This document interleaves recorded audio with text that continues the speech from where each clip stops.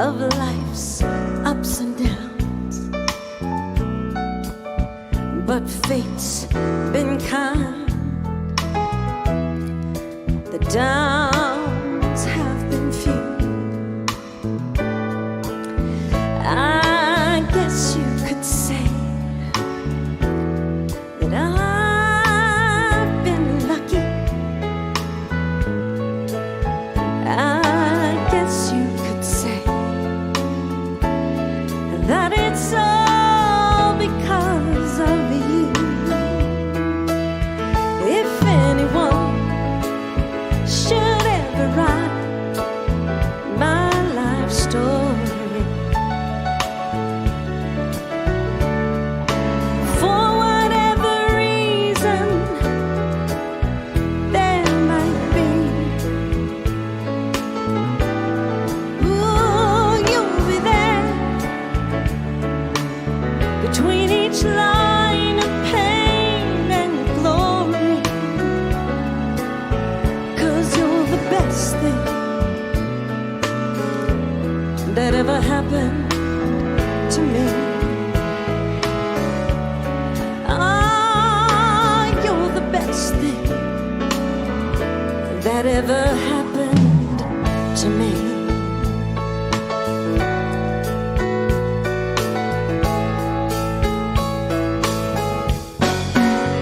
There have been times when times were hard, but always somehow I made it through. 'Cause for every moment that I spent hurting, there was a moment that I spent, oh, just loving you. Yeah, if anyone should ever write my life story, for whatever reason there might be, oh, you'll be there between each line of pain and glory, 'cause you're the best thing that ever happened to me. Ah, you're the best thing that ever happened to me. I know you're the best thing that ever happened to me.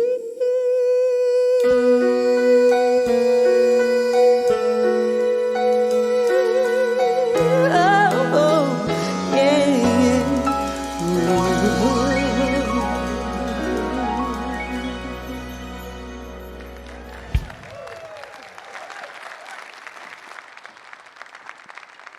Woo! Hear that applause. That is many hands clapping. It is so wonderful to welcome you to Wednesday Night Live, and Do You Ever Look Alive? Thank you to Jennifer and the Mile High Band. We're so glad you're here in person. This group is growing every week, and we're glad clap for yourselves. You're here. And we're happy to welcome those of you watching online as well. Aren't the tulips amazing this year? Especially the ones on the south side of this campus. Just beautiful, many different colors.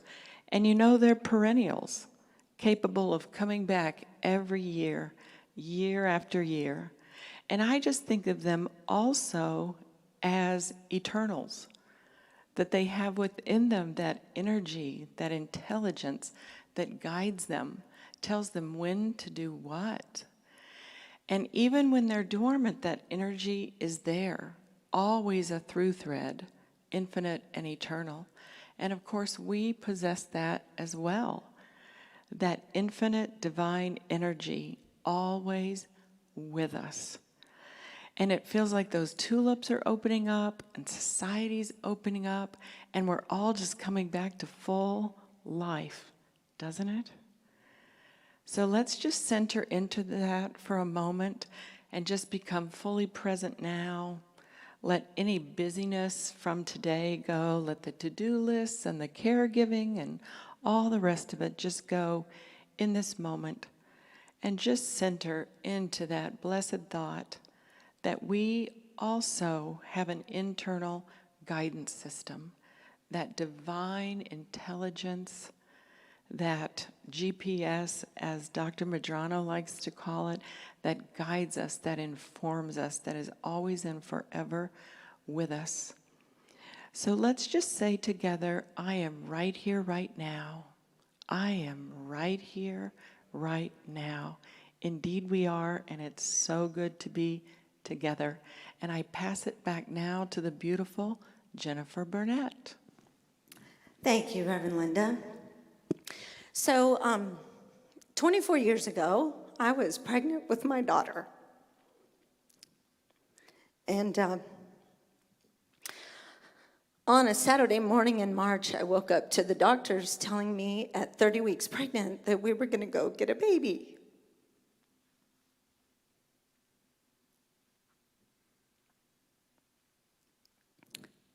And I said to myself, okay, this is bad. And there is only one way through to the other side.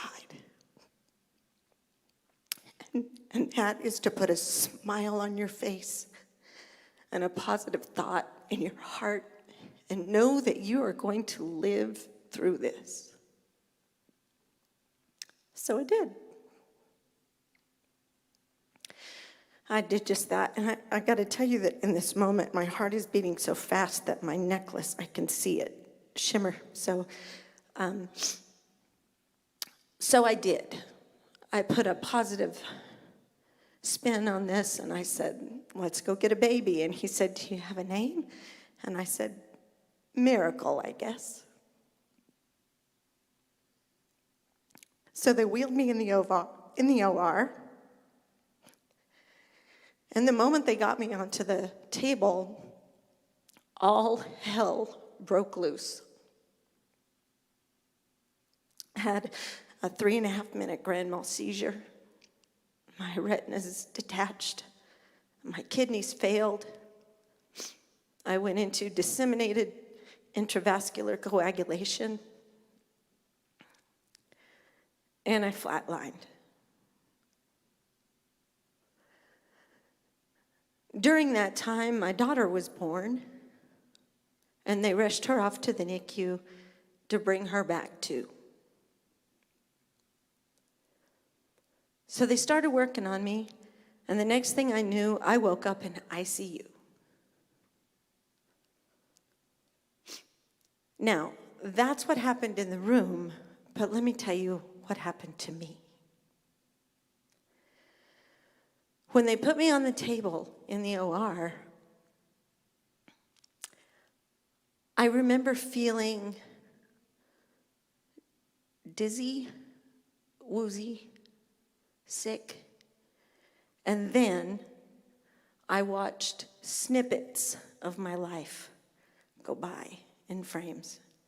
I remembered a sweatshirt I wore when I was 15. I remembered a girl from Montana that I met when I was 13. I remembered our dog Whitey running and pulling me out of the back of the bed of the pickup truck and gashing my head open. And I remember being in the irrigation tank on a log in a little green and white bathing suit with my brother Corey on one side and my brother Jody on the other side.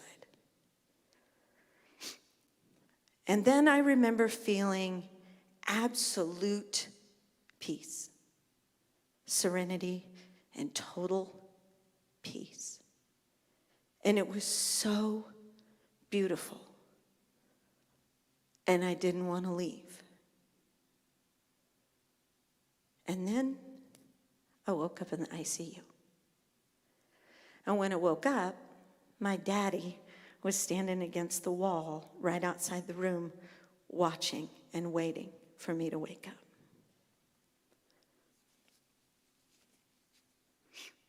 Do people ask me, how did that change your life? And people question me, did it really happen? And what I can say is that I've had general anesthesia. I've been knocked out, you know. I know what that's like. This wasn't that. There was something that I was there. I was still there. I was experiencing something really beautiful and really peaceful and really serene that I don't feel when you have surgery or a procedure or something. You don't feel that. So I know what I felt. So people ask me, how did it change me? And it changed me to remind myself, I'm constantly able to remind myself that no matter how bad something gets, and don't get me wrong, this did not change my personality. Things still get real bad in my head, right?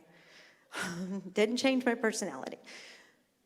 But when something critical is happening, I can remind myself, if you got through that, you can get through this. It also made me realize that I'm not afraid of dying at all. I don't want to right now. That's a different story. But I'm not afraid when it happens. So a couple days after this experience happened, my daughter was in real bad shape. My little 1,000-gram daughter, less than 2 pounds, had blood clots in the front of her brain, and she wasn't able to breathe on her own, and it was just getting real bad. It was real bad. And I was in such despair for her. And I was just lit up with anger and frustration, and there was nothing I could do for this little being. Like, she was still supposed to be right here. I was supposed to be helping her grow at this point. And here she was in a bed having to do it on her own.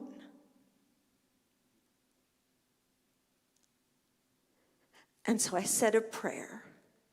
And I said, God, I'm giving this to you because there is nothing I can do about it. And if you give me a healthy baby girl, I will do the best I can as our mother for the rest of my days. And if you give me a baby girl who has any kind of challenges at all, I will do the best I can to be her mother for the rest of my days. And if you take her, and I get to be that mother, I'll be okay with that too.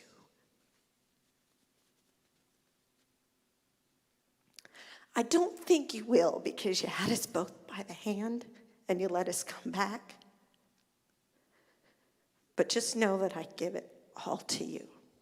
I surrender. And I went to sleep. A couple days later, my daughter pulled the tube out and started breathing on her own. The blood clots in the front of her brain disappeared. And the eye disease that she had began to diminish. So I knew we were going to be okay. 24 years later, she just graduated with her master's in philosophy. She's pretty amazing. And she has been my teacher her entire life. She helps me be a better person every single day. When she was 10, she told me, she said, it just takes one small miracle to change an ordinary life into an extraordinary life. And I said, I think There's a song in that, Mia. So my 10-year-old daughter and I sat down and wrote this song.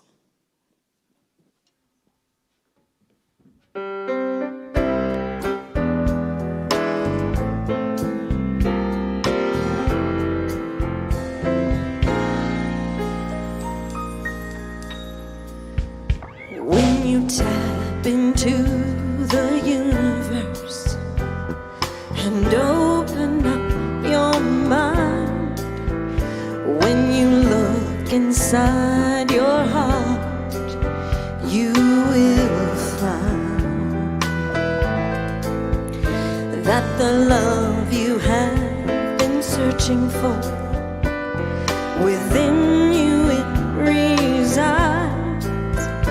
You're the vessel, you're the channel, love can't hide.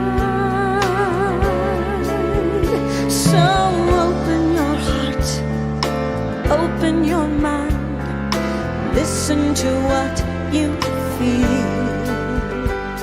The miracle is you have all you need deep within. Because it only takes a miracle, one small miracle, to change an ordinary life into an extraordinary life. And when you recognize an obstacle as something possible, then that one small miracle could change your life.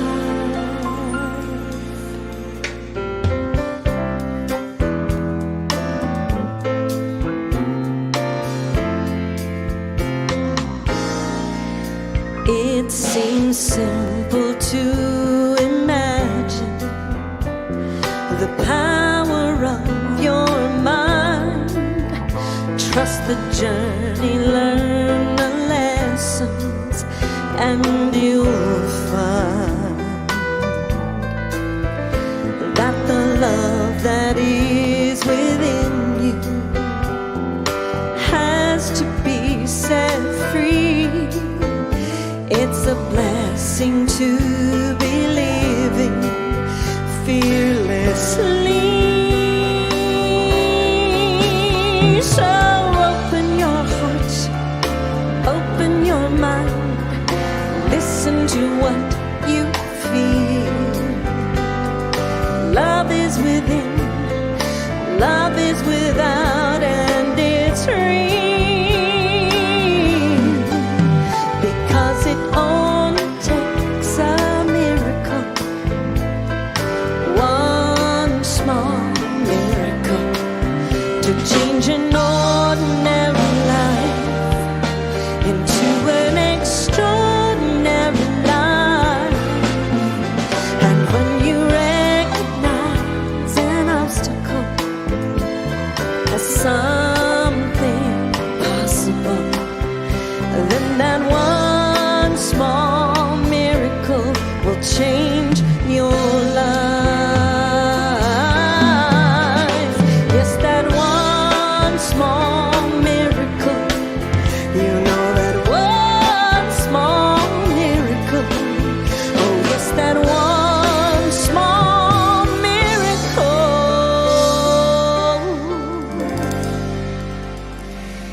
has changed my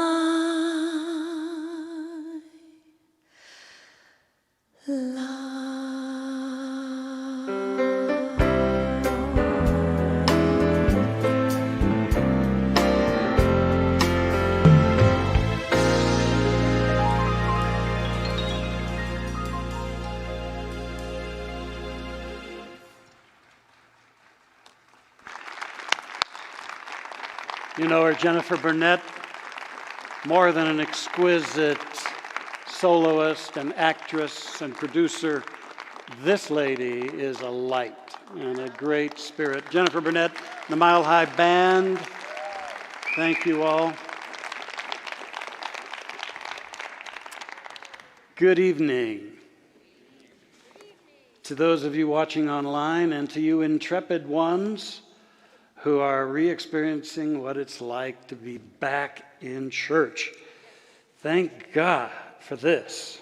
Yes, indeed. I'm glad to be back here, and I always want to know that I love you, and I love Dr. Michelle and Reverend Josh and all the leadership here at Mile High Church who have collectively done just a phenomenal job navigating this spiritual community through unprecedented times.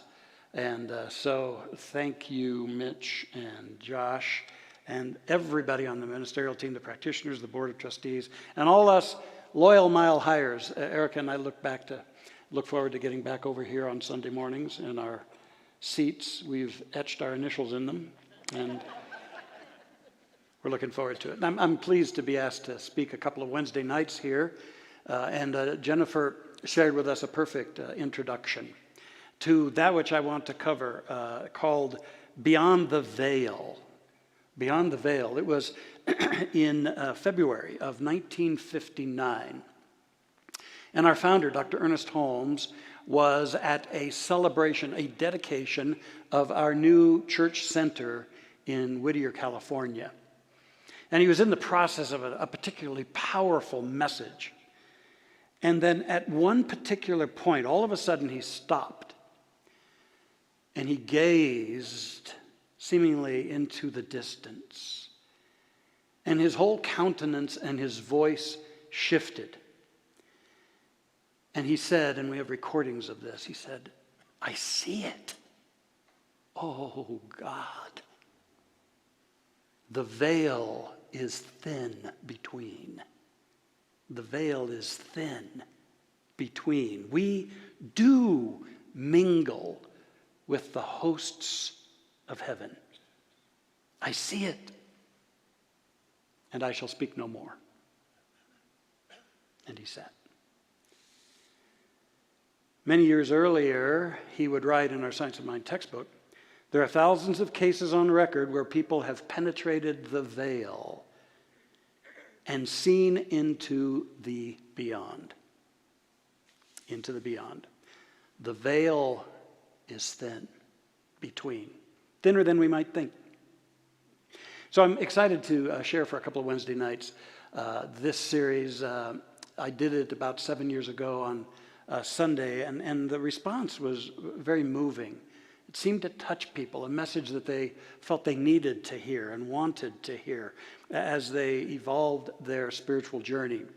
So I'm going to be presenting research and transcripts on what are called near-death experiences, or NDEs. NDEs.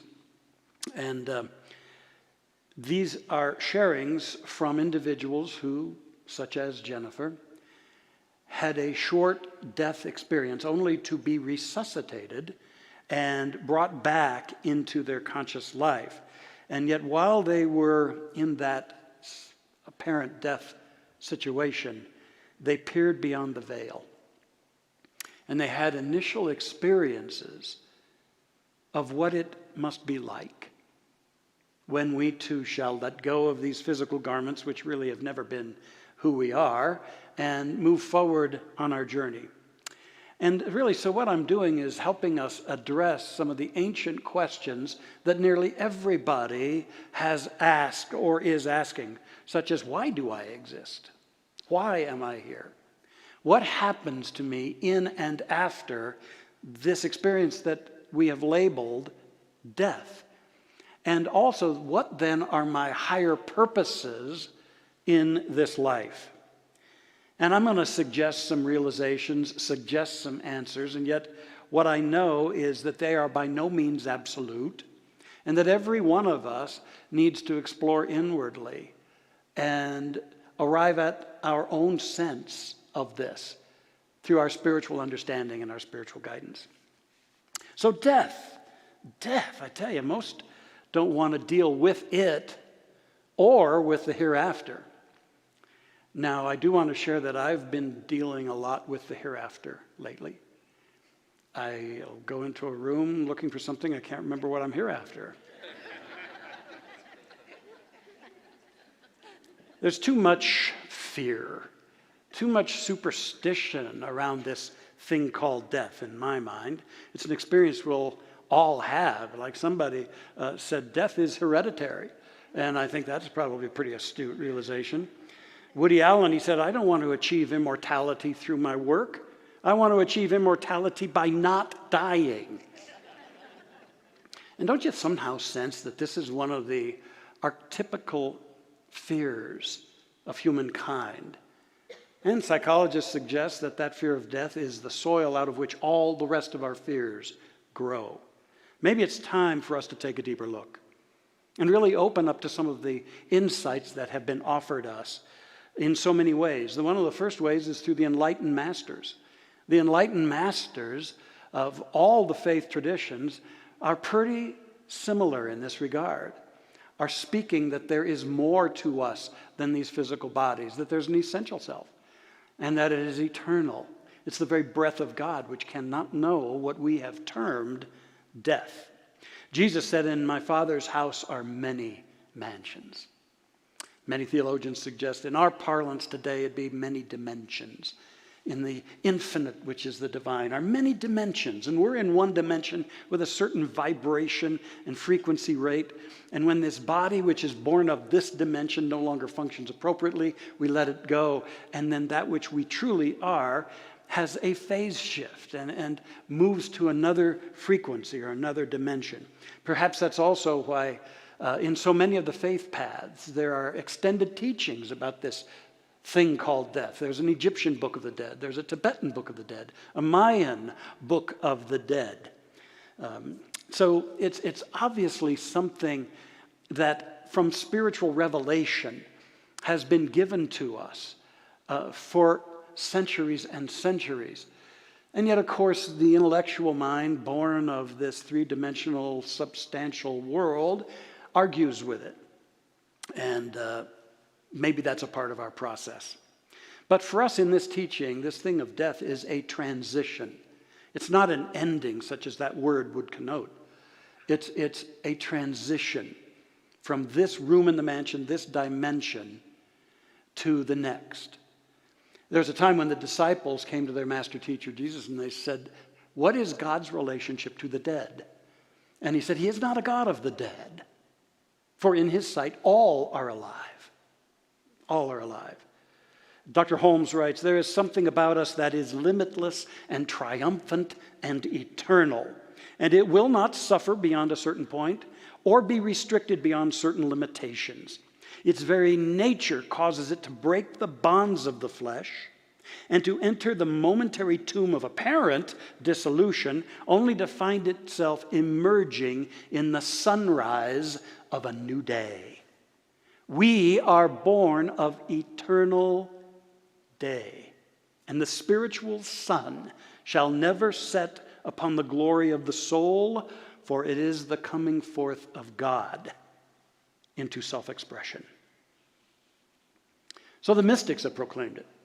And now we have another source of inspiration and perspective, and that is near-death experiences, these NDEs, as they are called. A great writer, and he's really renowned for his work in this area, P.M.H. Atwater, kind of defines this thing of NDEs. He says, the near-death experience is an intense awareness, sense, or experience of otherworldliness that happens to people who are at the edge of death. It is of such magnitude that most experiencers are deeply affected, many to the point of making significant changes in their lives because of what happened to them. After effects often last lifelong and can intensify over time. And then it was in 1975 that a researcher named Raymond Moody, maybe you remember him, he published the book Life After Life. And it was epic because it had not been really common in our culture to be exploring and talking about and researching these near-death experiences. So it was a landmark book. And in this book, Moody, who talked with many individuals who had had this experience, tried to coalesce the similarities. And it's a long list, and I'm going to simplify it. But of all the people that he spoke to who had this experience, first of all, they very similarly said there was a vivid out-of-body experience, along with a tremendously enhanced awareness, that they could see what was going on as the attendants were working with their body. They could hear the conversations, even though their physical ears were not operative or their physical eyes couldn't see, but they could. They, who they really are, could. And that they could understand and relate later on some of the things that were said that they had no physiological ability to convey. And then the next similarity was a light, brighter than bright. And it was a unique kind of light. It was a light that they said knows you and can converse with you and conveys a love beyond any word we have. Love is the best word we have, but it falls so short, according to these individuals. There's a light that can love and communicate. And usually one moves through a tunnel, sometimes at rapid speed, to encounter and to be immersed in this light. And that another common similarity is visitors along the way. Spirit guides or angels are often present, he would write. And sometimes predeceased relatives or friends or even pets. And then there was the life review. And I was touched that Jennifer spoke of seeing in great detail elements of her life. And so too is that often reported. It's a compassionate review of one's earthly experiences, and in great detail so that one can learn from this journey that has been completed. What Goldsmith called this parenthesis in eternity. Because our continuing education doesn't stop at the culmination of our time on this earth. And then the other similarity was then a profound realization that it was not their time. They were glimpsing, they were experiencing, and yet in some way or another the information came to them that they needed to return consciously into their bodies, that it was not their time. So those are some of the similarities he reported, and you're going to hear me talk about some of these tonight and next Wednesday night. And you know, there's been so many people in our congregation I know of who've had these kinds of experiences. I bet you there's a bunch more in this room right now who've had a near-death experience. And I remember my beloved mentor and the senior minister who preceded me, Dr. Fred Vogt, beloved Dr. Fred. He had 2 near-death experiences. And he told me about one. He said, you know, Raj, I was in this space and I could see souls and they were so sublime and having such a beautiful time.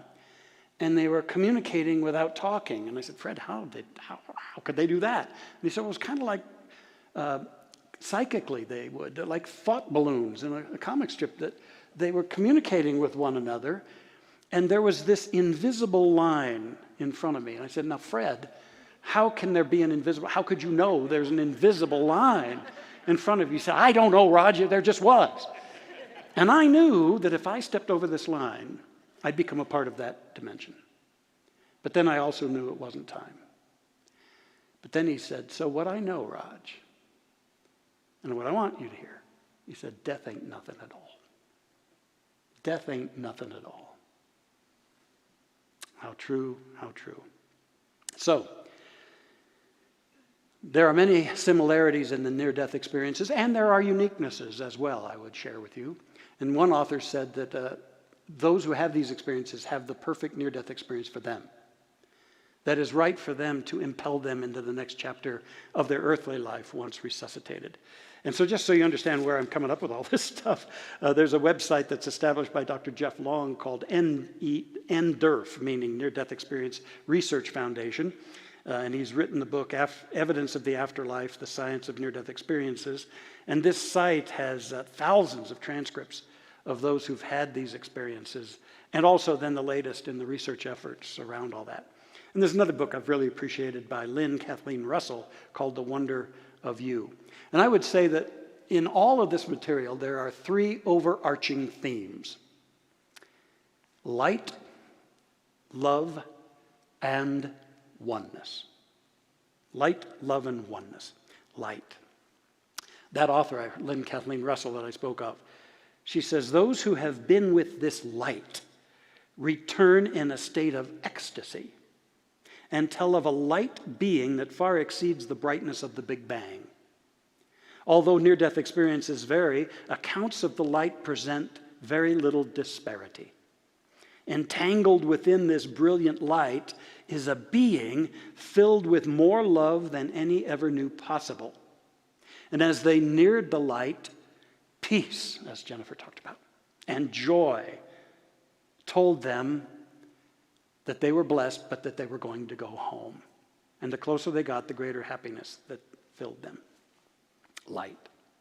A beautiful thing.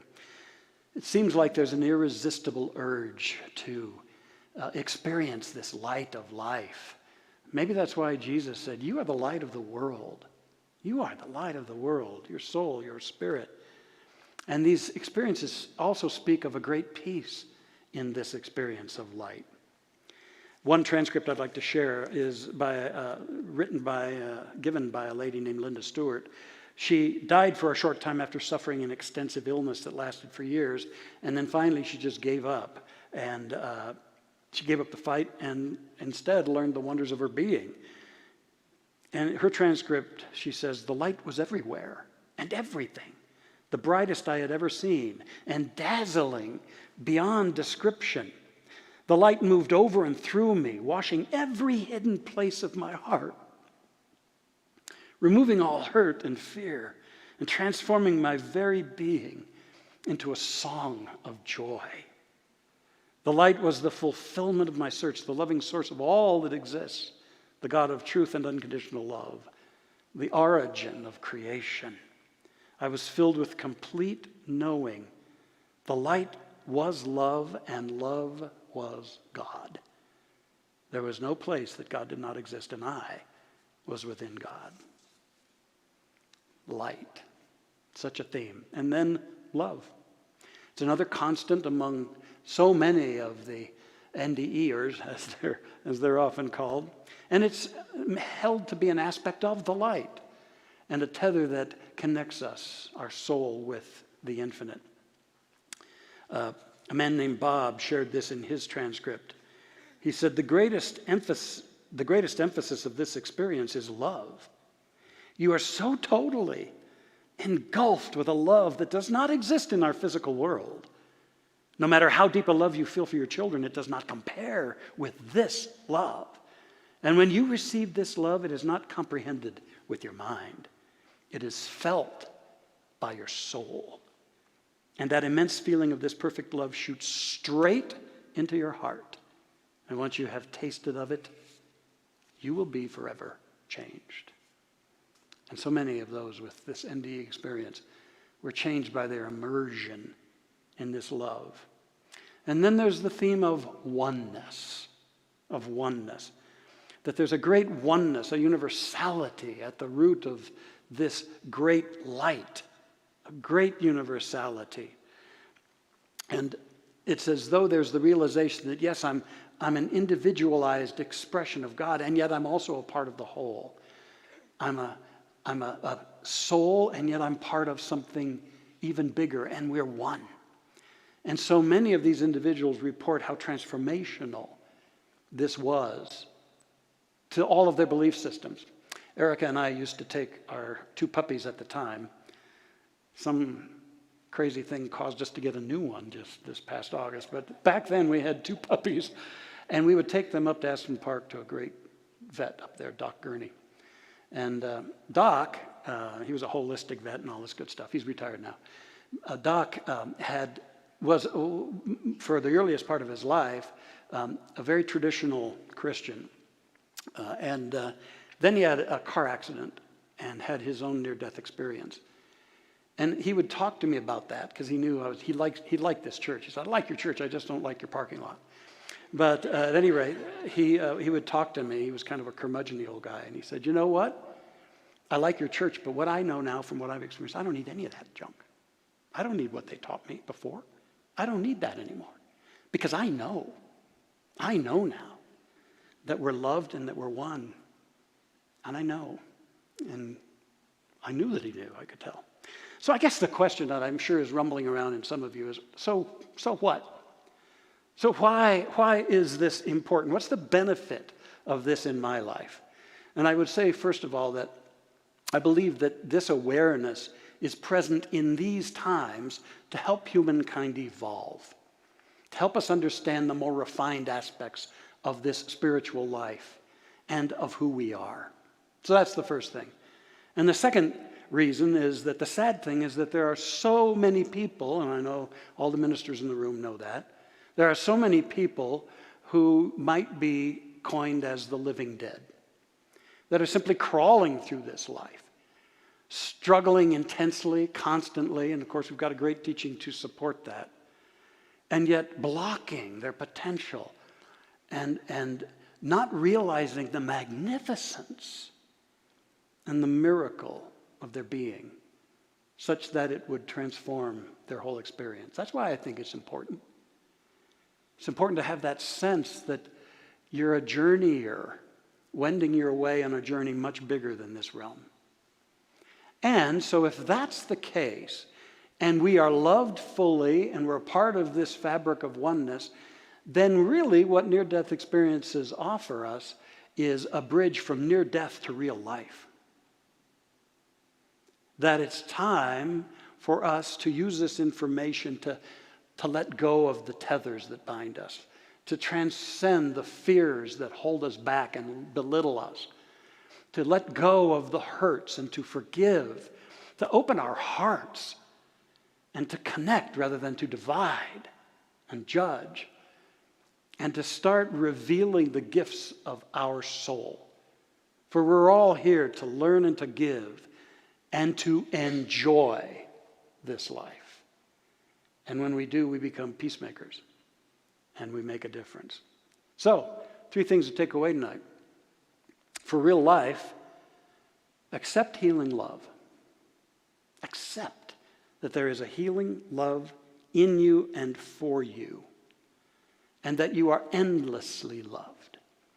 Even when you're down on yourself, your life may have crumbled, you may have made a mistake or two, and what we can realize is that we are endlessly loved. Accept healing love. Another transcript from a lady named Annie, a younger lady. She was on her way to classes at college one morning, and a driver fell asleep at the wheel and crossed over onto her side of the road and crashed into her car. And she suddenly found herself floating out of her body, not sure what was happening, and from her position up in the air, she saw her car entangled in the accident, and then she understood. And off in the distance, she says, I saw my college, and I said, oh my God, I can't die yet. I still have to finish my finals. But suddenly she lowered herself down close to the accident, and she was shocked to see her lifeless body there in the car.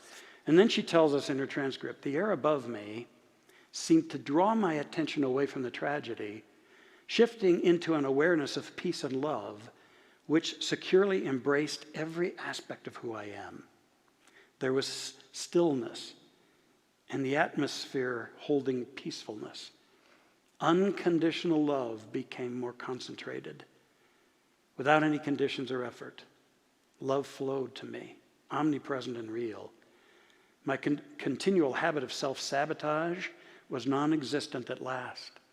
The veil which separated me from experiencing the reality of unconditional love was effortlessly dissolved, creating a love-based matrix from within my being. I viewed the reality of the unconditional love from the perspective of spirit rather than ego.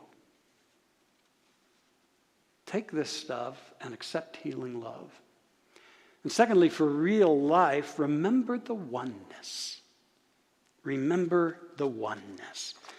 Come out of the trance of separation that is created by our senses and our programming, and realize that an infinite, invisible, universal love intelligence connects us all, always. And you can't get out of it, and you're of it. A lady who was a minister, Reverend Juliet, in her transcript, she had been suffering from colon cancer. She said, I became aware of a being of light enveloping me. Everything was stunningly beautiful, so vibrant and luminous and so full of life. Yes, life, in ways that one would never see or experience on the physical plane. I was in constant communion with this light and always aware of its loving presence. Consequently, there was no sense of fear whatsoever. And I knew I was never alone.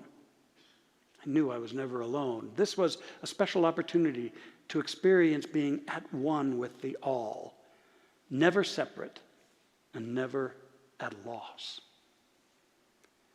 Accept healing love and remember the oneness. And one other thing, take this away in your heart. For real life, embrace your wholeness. Your wholeness. Reclaim your spiritual self-esteem and live from that basis of security.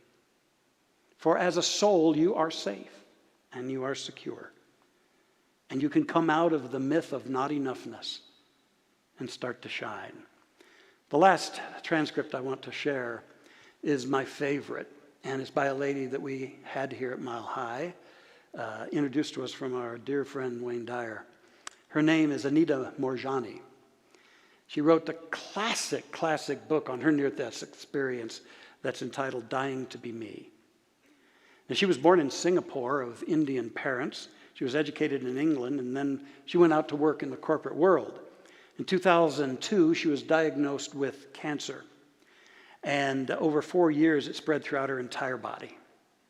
In 2006, she had a near-death experience after having been in a coma for 30 hours. And she had a tremendous, profound healing experience. She writes about her near-death experience. Then I actually crossed over to another dimension where I was engulfed in a total feeling of love. The amount of love I felt was overwhelming, complete, pure, unconditional love. It was not necessary to do anything to prove my individual worth to God because I already had it. As part of creation, each of us is loved, and that is the simple truth. We don't have to do anything, be anything, or have anything other than to simply be. I realized that absolutely anything is possible and that we did not come here to suffer. And then she writes in recommendations to people, the most frequent question people ask me is why I think I got cancer. And I can sum it up in one word: fear. What was I afraid of? Just about everything, including failing, being disliked, letting people down, and not being good enough. We come into this life knowing our magnificence. I don't know why, but the world seems to erode it as we start to grow up. I was a people pleaser, and I feared disapproval. I bent over backwards to avoid people thinking ill of me.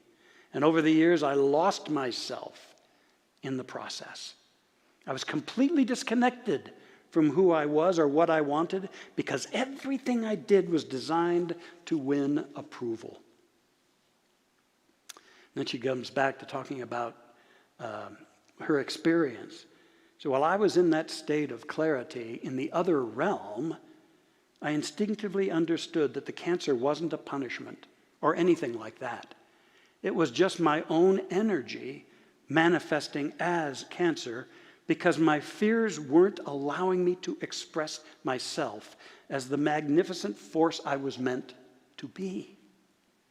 And then she says to each of us, if only each of you knew how beautiful, resplendent, and powerful you are right now, right this very second, how liberating that would be.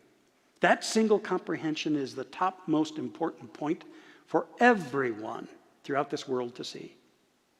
If each human being in this world understood the wonder of their core, it would bring peace and prosperity to every individual alive. We already are what we're trying to attain, for we are born as wondrous creations of the universe. And the epilogue to her story is that about 6 months after her near-death experience, she was cancer-free. And she's gone on to lead a wonderful life, a new state of being she calls magnificence. And she's doing workshops and teaching anybody who's willing to listen about how they can embrace their wholeness. So hear me, gang, the veil is thin.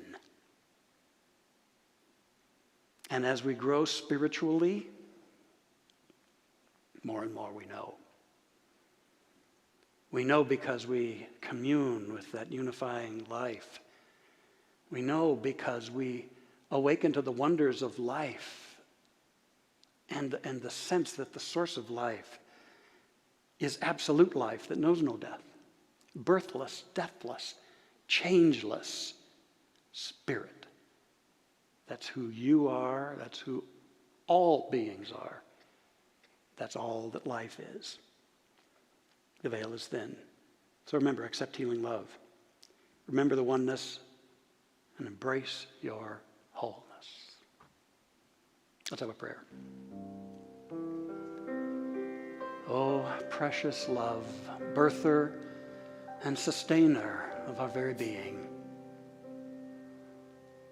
Our hearts yearn to taste the expanded bliss, light, and power of life.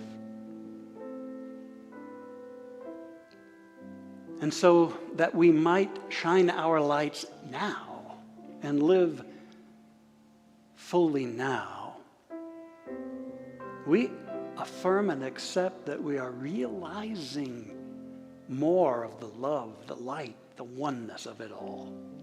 Seed that in our hearts. And we'll water it with our faith and our openness, looking at this life through new eyes, childlike eyes, seeing that it's all the dance of your divine essence. And so are we. We're grateful for all of the ways that the larger truth of eternal life is revealed in our hearts. May it transform our lives. We let it be this, and so it is. Way over yonder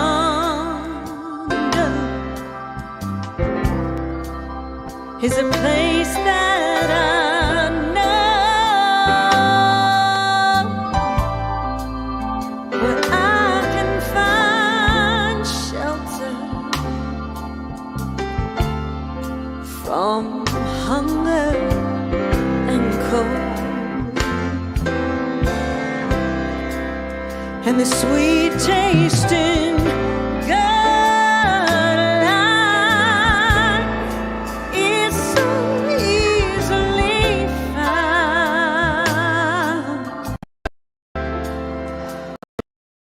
Over yonder,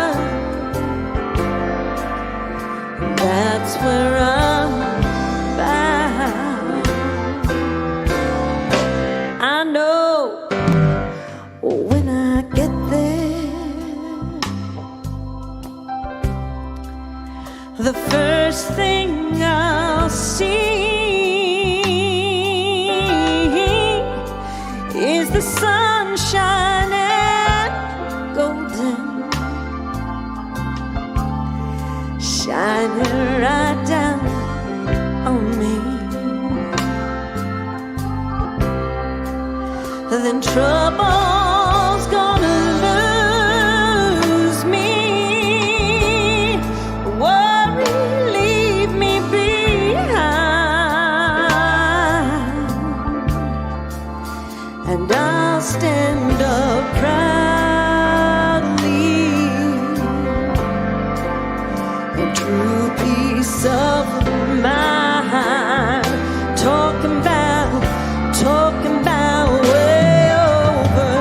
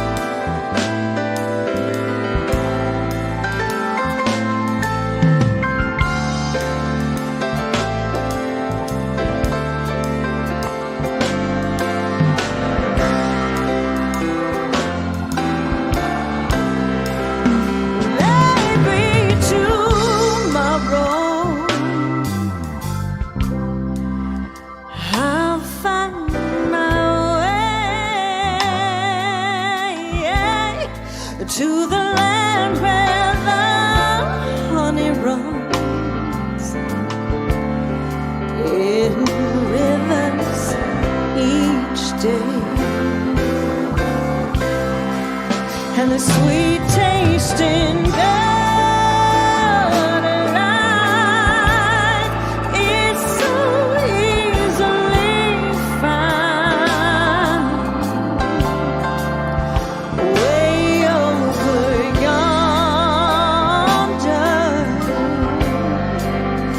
That's where I'm bound, talking about way over yonder. That's where I'm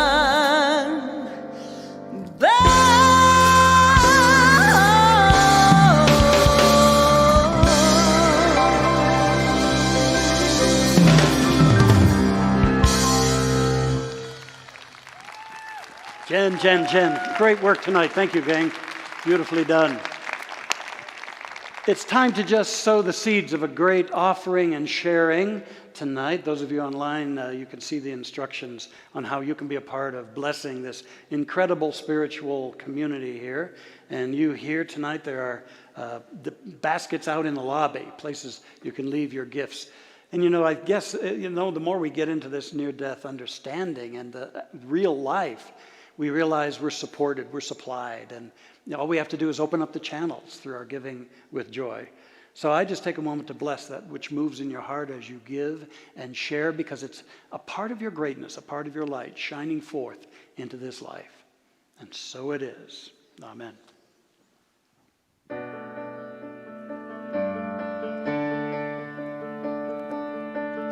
gotta keep the calm before the storm.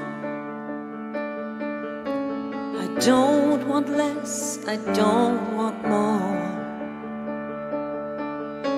Must bar the windows and the doors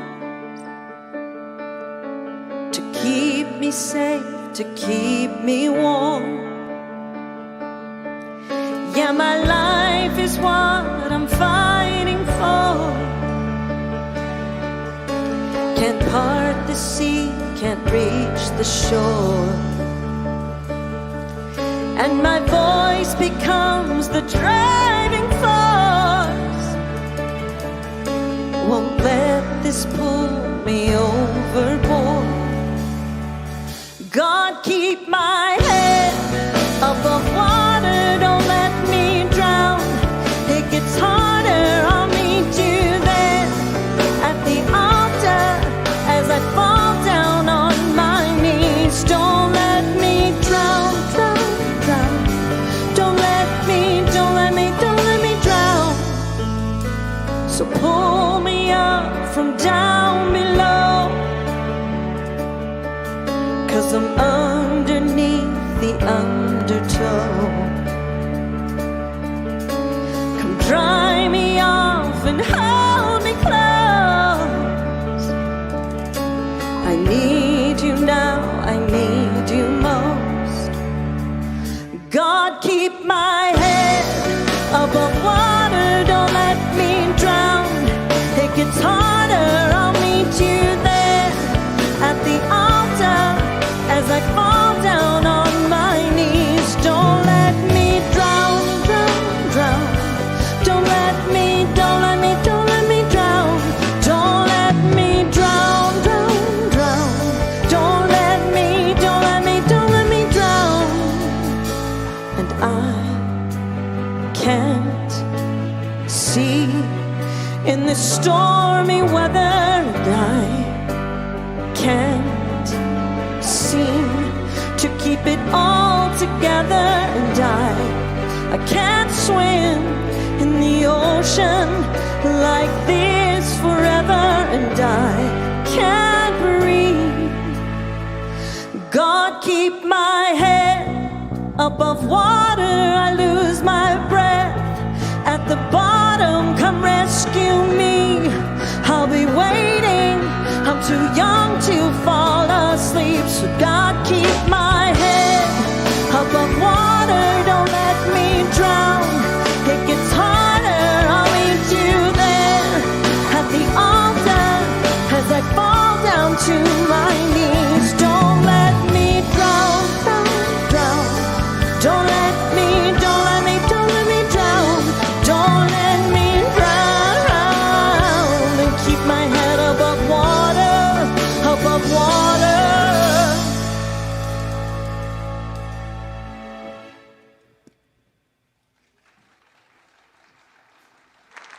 Woo! Indeed. Thank you, Jennifer Burnett and the Mile High Band. And what about having Dr. Roger Teel back in the house? Woo! And the incredible Erica. So glad you're here. Fantastic. And you heard about this, right? They'll be back next week for part 2 of Beyond the Veil. So let's take just a moment and go within and do our community prayer treatment for ourselves, for others, for places in the world. As we just speak our word for a deeper healing of harmony, of trust, of forgiveness, of understanding, of authenticity, knowing that is available to all of us. And let's speak a word now, either for ourselves or someone else, for a deeper healing in the area of abundance. Whether that be abundance physically, emotionally, mentally, spiritually, or socially, we speak our word now in this moment, our word of love and our word of light and oneness. That abundance is there for all of us, abundance of possibilities and opportunities for the beautiful outpicturing of our lives, which we are so privileged to have on this planet Earth. And lastly, let's speak our word for a deeper healing for ourselves or for others in the arena of peace of mind, knowing that also available to each one of us as living emanations of spirit, that there is bliss, tranquility, calmness. Oh, that blessed peace that passes understanding. And now let's just release this with gratitude into the wonder workings of spirit, where it goes from the unseen into the seen. So beautiful as we simply say together, and so it is. Again, so thrilled you're here this evening. We'll see you back next week for part 2 of Dr. Roger Teel's Beyond the Veil. Sure is fun to go there. Dr. Roger Teel will be in the lobby right now, signing and selling his book, This Life is Joy. We'll see you Sunday for part 2 of Michelle Medrano's series, Abundant Universe, Embracing Life, and we'll see you here next Wednesday. Take good care.